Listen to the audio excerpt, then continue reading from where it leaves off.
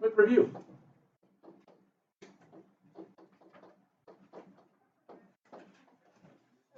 This is why we're taking a minute to remind ourselves of what everything meant. I already know what it is. What is it? Sine, opposite, over, hypotenuse, All right. cosine. Ladies and gentlemen, quick little top tip. Yes, sir. Stands for angle. It's an angle symbol. It's called theta. It's the Greek letter that represents angles. As you go further in math, you'll start to see that symbol more for angles. I know that our textbook uses question marks, X, things like that. When I write out trig stuff, I try to show you that what it's going to look like in the future a little bit more to get so that way when you see it next year, you won't go up. You just laugh at everybody that's in your class that didn't have me and go, oh, moron. Anyway, so the sine of some angle is always the opposite of the hypotenuse. Cosine of an angle is the adjacent over hypotenuse. And the tangent of some angle is always the opposite over the adjacent. Now, for the most part, last week when we did when we did that quiz with the sine with the SOHCAHTOA stuff, I'd say more often than not, you guys weren't messing up your trig functions. What you were messing up were just how the sides themselves were located. So whenever you're doing these things, just please take a second, just like you've done over and over and over again, is when you have a problem, you label what you're looking at. You label what your opposite is, you circle your angle, and so on and so on and so on. For example,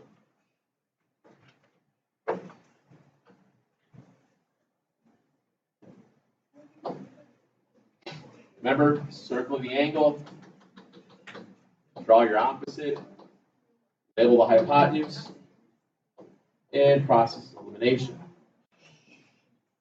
Okay? And that always will be how it sets up. When you worked with sides last week, there was only one or two ways that you had to solve for x. Your unknown was either in the numerator or the unknown was in the denominator. And depending upon what it looked like is how you set it up. Remember, I wrote it like this. Trig of something, x over a number, or trig of something, number over x. That trig of theta, that trig value, just means it's any one of the functions. Sine, cosine, tangent. Could be any one of them. It does not matter. The variable is the x. The other number is just some other number. I know we write this out a lot. I know I tell you guys this often. Write this down every time you have a sheet, every time you have a homework sheet, bless you, a note sheet, anything that you have to work with. That way you always see it in front of you. That way you always have the information right there. Stop popping your gum, please. And go from there. It's a very simple thing, but it's a very simple thing to screw up if you're not careful. Now, when we talked about this, we said there's only one of two ways to write up and solve your angles. I'm sorry, for your sides. If the unknown was in the numerator, it was always some number times the trig equals x. And if it was the other way around, x equals some number divided by the trig. Then we went from there. And that's when we dealt with sides. When we dealt with angles, the only thing that changed was that instead of using the trig button, we're using the inverse trig button. And that was when things started to get a little bit different. Especially today, because we'll start hitting those buttons next year. If we had to solve for your angle, it looked like this. Trig of some angle was equal to a side divided by another side. There were two numbers for the fraction. And in order to get that value by itself, remember how we talked about it, we said you had to use the inverse function. When you use the inverse, that was the symbol of the -1 power on your calculator. So no matter what it was, whether it was sine, cosine, or tangent, you hit the inverse trig button, the negative value, whenever you're trying to find the angle. and it was with the fraction of something divided by something. Now, I think it was you and Derek were the only ones that have the black calculator, the multi-view. Do you know how to use the inverse button on that? Hit it twice. You'll be able to tell real quick if you screw something up because it comes up with an error or something.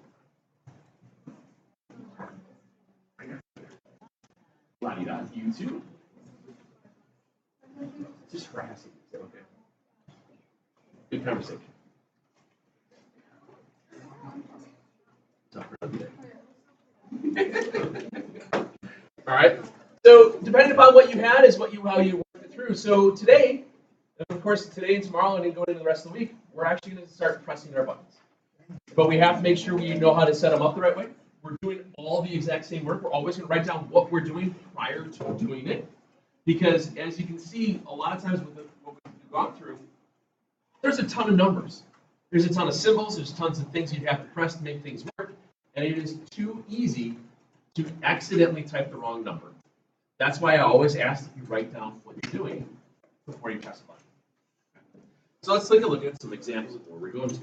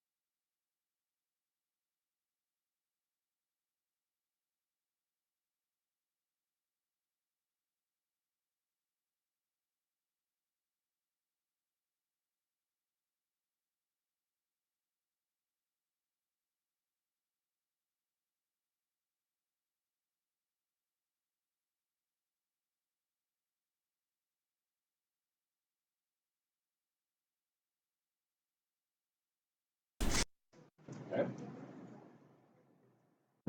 Solve for x.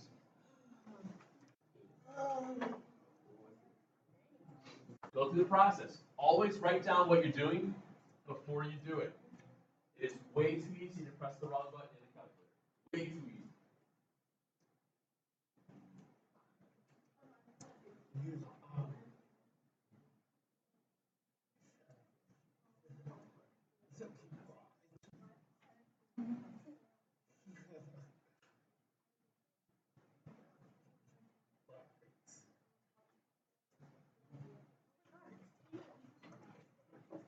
No, it's not. It's not.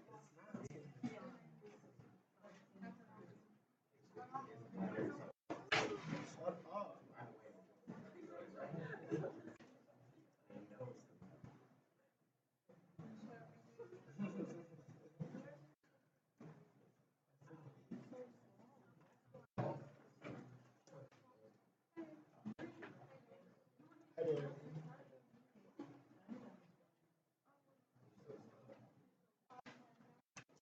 1377.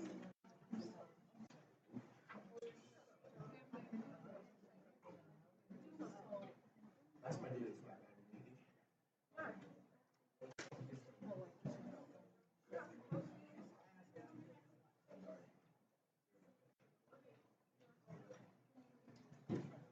Derek, you got your calculator on? Show you something.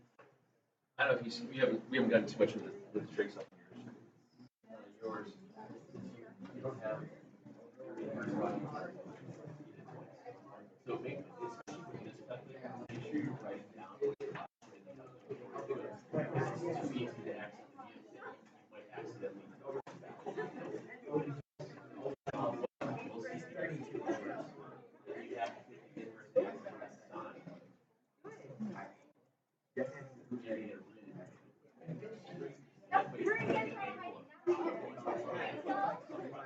Always make sure when you be careful how you use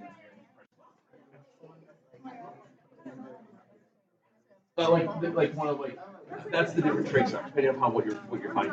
Why? Real quick before we get too far along on this one.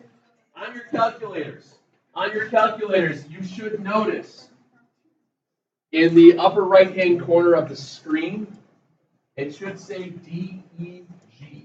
Okay? Yours won't. You actually change your mode on yours. You want to change the mode? Pull out so you can change the mode. Yours should say DEG on it, right? On the screen somewhere. Does yours say DEG? Yours, hit the button that says mode. So you guys, if you don't have the multi-view one, hit the button that says mode. You want to make sure it's highlighted with the green. Now back out. Second quick. If you hit the button that says mode, it should be highlighted where it says green. Yours is probably highlighted where it says green, isn't it? What's that? Go down, read down to it says radian and degrees. Highlight the one that says degrees by using the arrows and hit the enter button over it, and it'll. Does that make sense? I'm sorry.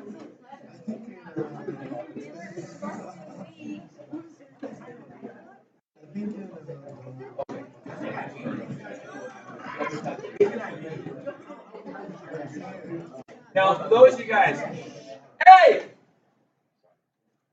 Again, it's not free for all.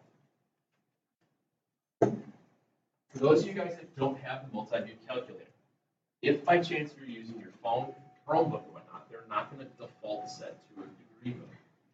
If your batteries fall out, or it powers down, or you have to reset it especially for those with the battery modes, you have to go back to the mode button and make sure it's verified that it's in degree each time.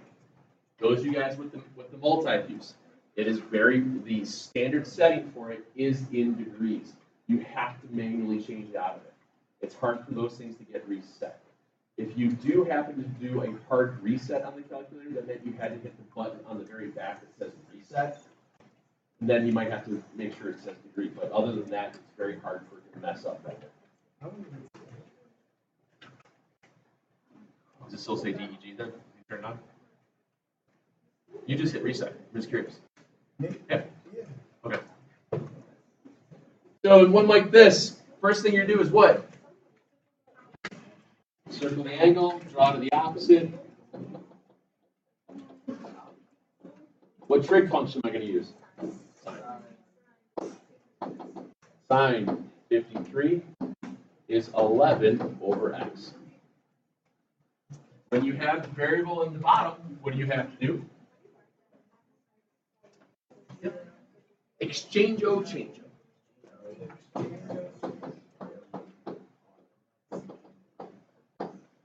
And then you write down what you're doing before you do it.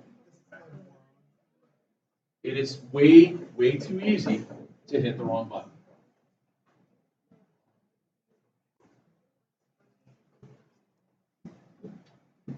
And when you round this one to 2 decimal places, you get 1377.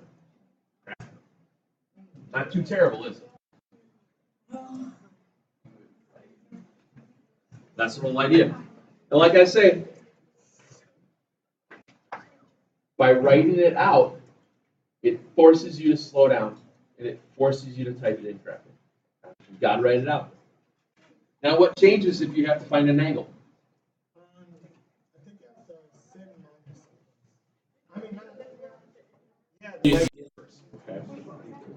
Now, show you something that happens here.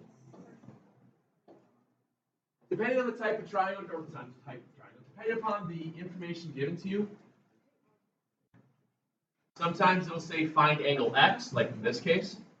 Sometimes it'll say solve for x, solve for the missing angle, one with the question mark. Theta, there could be a whole bunch of different symbols here.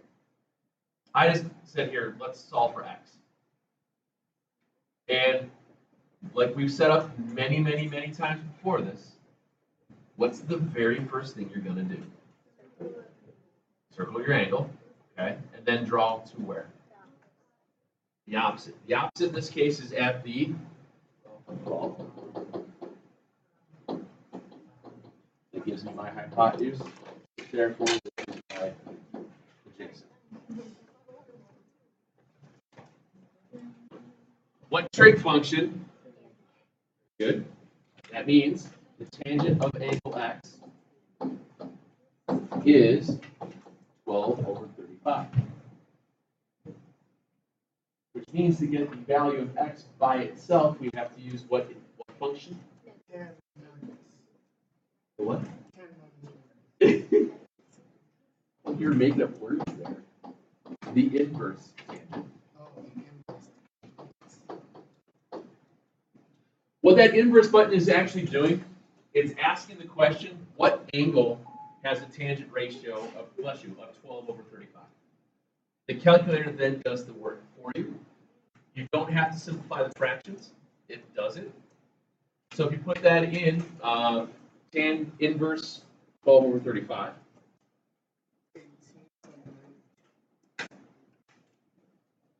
You can do this a couple of different ways.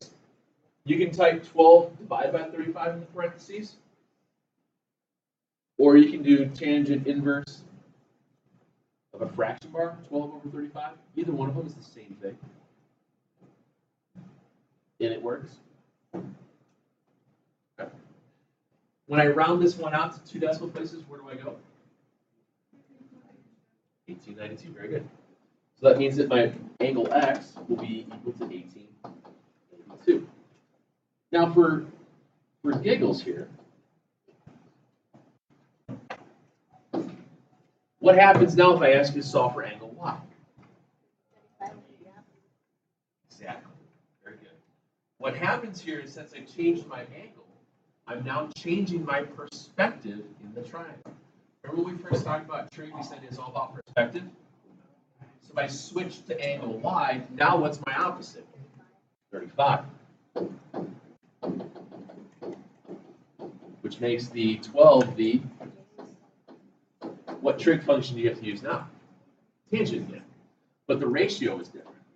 And watch what happens. So you know the tangent of angle y is equal 35 over 12.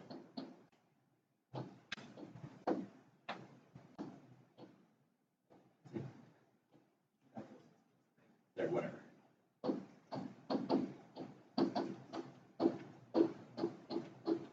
When you type that in your calculator, what do you get?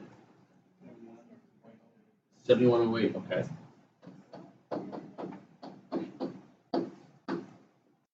What's 7108 plus 1892? Try again. 7108 plus 1892? That's crazy. That's the angel up there. Oh, crap, I'm sorry.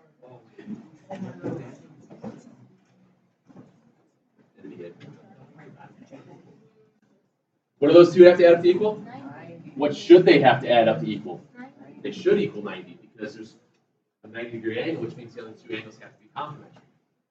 That's one of the reasons why trig works. Now, obviously, this is more involved with what we've been looking at. We haven't done multiple angles in one thing. But one of the things that you'll see as we get further into this, as we start solving for all parts, depending upon the type of problem, there's going to be two ways of doing it. In trig triangles, in right triangles, we can be given two sides and go from there to find all the missing angles and all the missing sides. You can also be given one side and one angle and use trig to find everything else as well. Now, none of the process and none of the steps or anything that we do ever changes. Just the numbers change. That's the only thing that's going to change any of this stuff. It's just numbers. The process and the setups will always be the same. That's what's kind of nice about trig, is that it becomes a little bit more procedural. There's not much variance to it. It's just a matter of, can you identify what you're looking at? That's kind of the main goal here. Let's try one more real quick.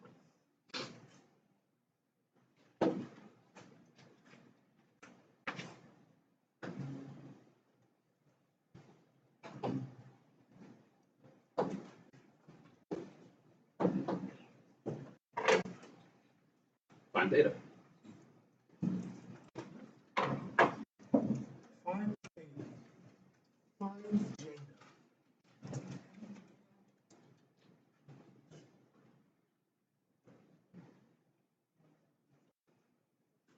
That's crazy. And I'll show you what happens with the weird ones. I can make it.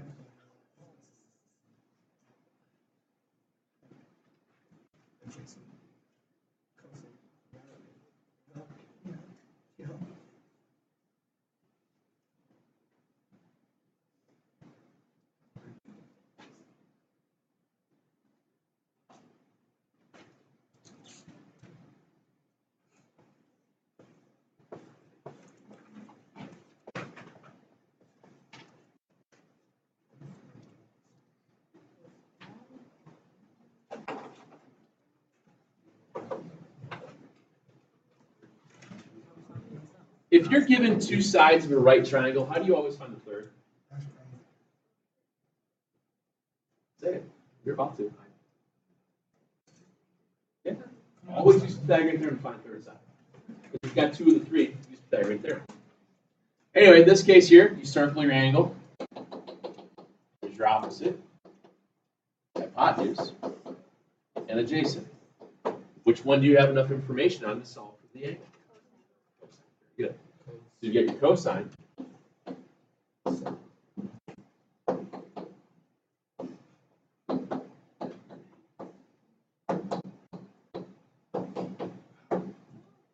What do you get?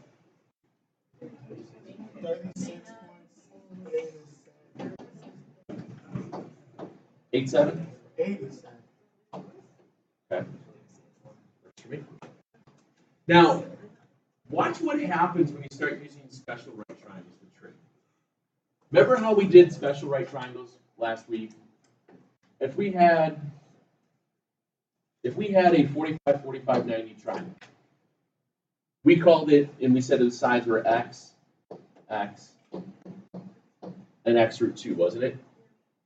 Now, if I do the, if I put this as 45, if I want to write out what the cosine of 45 would be, the cosine of 45 would be, here's my opposite, adjacent, hypotenuse. The cosine of 45 would be equal to what over what? Well, it's your adjacent over hypotenuse. What's my adjacent? X. What's my hypotenuse? Now, if I look at this, if I pick any number for x, what happens? What's any number divided by itself? It's always 1, isn't it? It's always going to be 1. So you get the answer here is the cosine of 45 will always be 1 over the square root of 2, which in the calculator will do root 2 over 2. In your calculator real quick, type in cosine 45. I get 0.8 something. Close enough.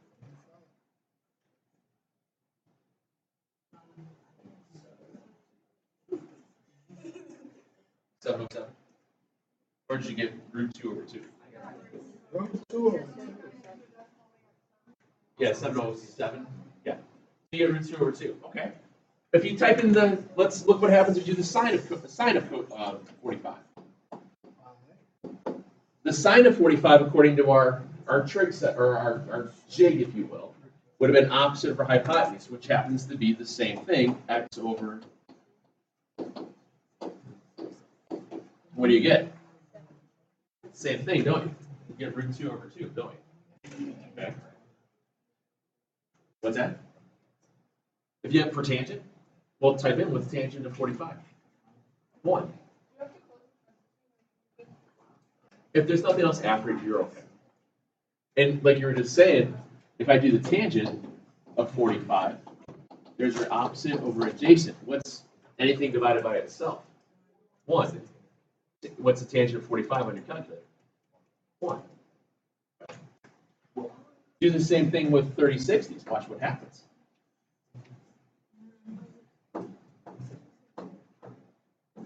Remember how we did it was x root 3, and 2x? Now, since we're dealing with x's, what if I just made all those x's 1? Is that going to change anything? No. Let's just do this. 1, root 3, and 2. What is the cosine of 30 going to wind up being if you write that out according to opposites and adjacents? What's adjacent to the 30? The root 3. What's the hypotenuse? Type in your calculator. What's the cosine of 30? I already know What is it? What's the sine of 30? Look at your diagram, then look at the calculator. What's it going to be? It's 1/2. Now, remember how we did this earlier? If I was here, that's my opposite.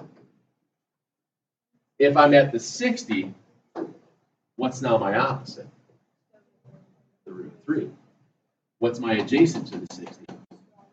1. So that means that the cosine of 60 would be the adjacent, which is 1, over the hypotenuse. So type in the calculator. What's the cosine of 60? 1/2. Therefore, the sine of 60 would be root 3 over 2. Because they switch back and forth. Tangents will follow the same patterns, but you just have opposite adjacents that switch around. Now, one of the reasons I wanted to show you that real quick is because people keep asking, well, why do we need this trig with the specials and all that? Well, because it goes back to the idea of what's called a unit circle. And this is kind of like why trigonometries. When we talk about this stuff, we talk about it in ways of the 3 special angles, 30, 45, and 60. So 30, 45, and 60. So they just come up for each one of those. Now, as you go through what we call this unit circle, when we put one on the axis here, it always has a radius of 1. So if I move this over left 1, and I don't go up or down, that gives me an ordered pair of 1 and 0. As I move up to 90 degrees, this has rotated up to here. Oops. which has a new ordered pair. If it's on the vertical axis, your x value is 0, and your y value is 1. So far, so good. Now, what comes first for ordered pairs, x's or y's? X's, because it's alphabetical. What comes first in the alphabet, cosine or sine? Cosine. Basically, what that means is your cosine values are going to be the ordered pairs of these values on the circle. So the cosine of 30 is root 3 over 2. The sine of it is a half. Here's root 2 over 2, root 2 over 2. Here's 1/2, and here's root 3 over 2. These values then reflect along the different quadrants in order for us to do all the rest of the trig. Here's what I mean. Everything's positive here, correct? First quadrant, everything's positive. What's negative in the second quadrant? The x value. What's negative here in the third quadrant? And what's negative in the fourth quadrant? So what happens here is if I move this value to the second quadrant, or third quadrant, or fourth quadrant, oops. If I am up 30 degrees here, then I'm up 30 degrees here. What's 30 degrees above 180? If I'm going up to 180 degrees, what's 30 degrees less than it? 150. If you type in your calculator cosine of 150, I bet you it's going to say negative root 3 over 2. Type it real quick. As I bring this down 30 degrees, what's 30 degrees past 180? 210. So I bet you anything, if you type in the cosine of 210, what do you think it's going to be? It's going to be negative. What's that? Thanks. And then over here, what's 30 degrees less than 360? 330. And the cosine of that is going to be positive again at root 3 over 2. What happens is these three angles, the 30, the 45, and the 60, basically open up the entire what we call a unit circle, which allows us to do, I don't know, about a month's worth of work in Algebra 2. Okay. It's math is like crazy in Algebra 2 because of this. It's because you guys learn what does it mean to be opposite? What does it mean to be adjacent to something? What does the hypotenuse have to do with something else? And all we do is we come back to this stuff. Don't worry about any of this for now. All I wanted to show you is why. So many people always ask, well, what do I have to do this now? Like, believe me, if you get the basics of this and you remember what a 30, 60, 90 looks like, your life is going to be so much easier in Algebra 2. Okay? That stuff's cool. And then eventually we go from a circle to this.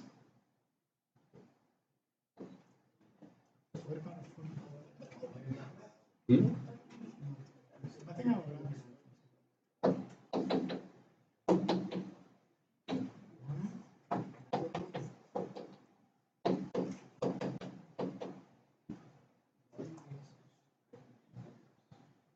Radians. Remember that button in a calculator that says rad? Those are radians. And that's where things go back and forth. Super easy to work with. Really is. Radians are easier to work with than degrees will be as we go further. Nothing you have to worry about right now. I just wanted, I knew that I had a little time today to show you a little extra something here or there. Why in the world we spend all this time on this? Why are we taking our own sweet time? So on and so on.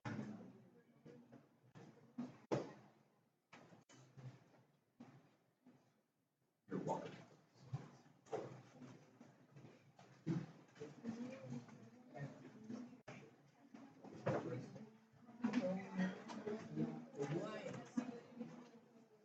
What, Emily? Yes, is it your birthday today?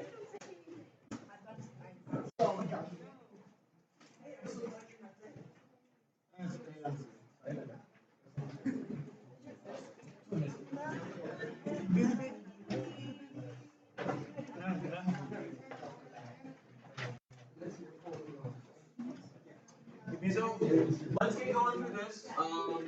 When you're solving these things out, guys, round to the nearest hundredth, make sure that you show all of the work prior to pressing a button on your calculator. I want to see what you're about to type in before you type it in.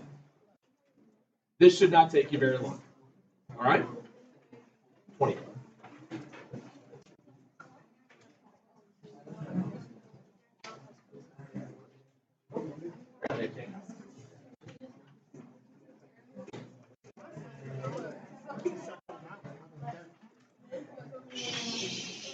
Yo.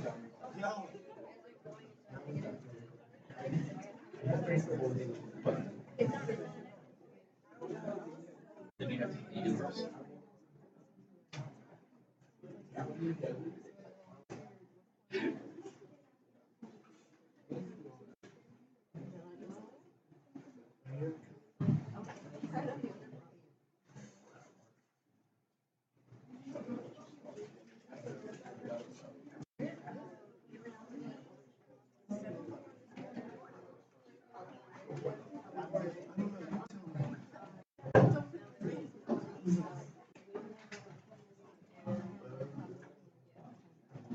Yep, make sure you're always writing out what you're doing before you do it. Makes your life so much easier.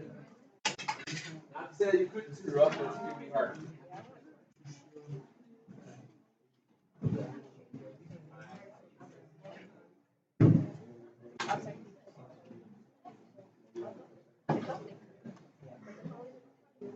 That's crazy.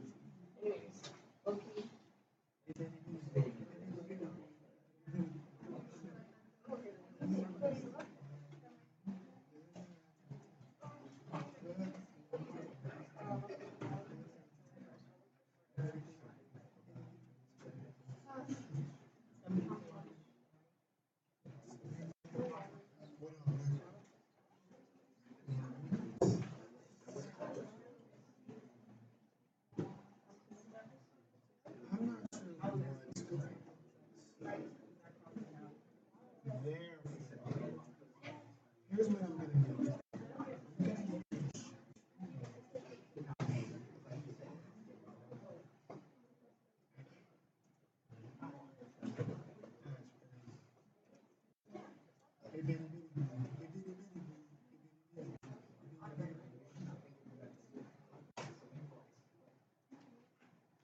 I think that's